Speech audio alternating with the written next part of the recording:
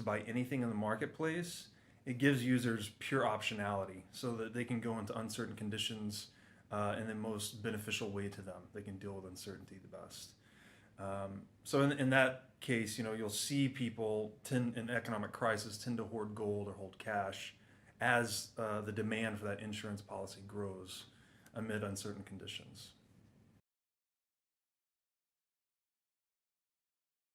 So money actually originated as favors, and it was actually just people like doing IOUs. So I'll go out and get you some apples, you go out and catch some fish. You can pay me later. So it started at a very tribal scale as just favors. But then as tribes grew beyond like 150 people, it became impossible to keep up with these favors. So people actually started to use items as money. And it's taken a lot of forms throughout history. It's been glass beads, it's been cattle, it's been salt. And then the world eventually settled on metals, mostly to provide the function of money, because they best satisfied the properties of money. So property in the free market is usually selected for its divisibility, its durability, its portability, its recognizability, and its scarcity. And gold, basically across those properties, metals best satisfied those, and of those, gold was the most scarce. So as we all know today, gold came to be universal money in the world.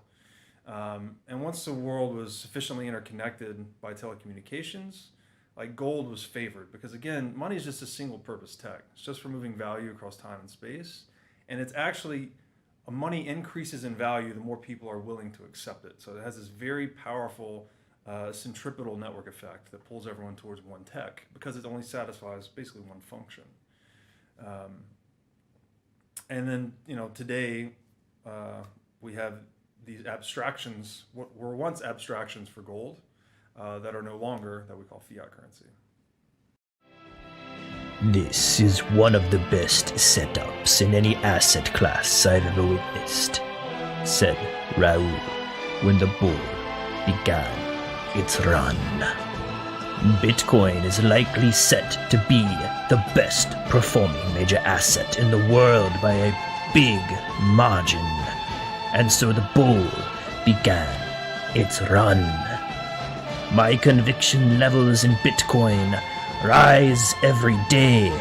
I'm already irresponsibly long as the bull begins its run. I am now thinking it may not even be worth owning any other asset as a long-term allocation, said Raoul when the bull began its run. Visit swanbitcoin.com. The bull has begun its run.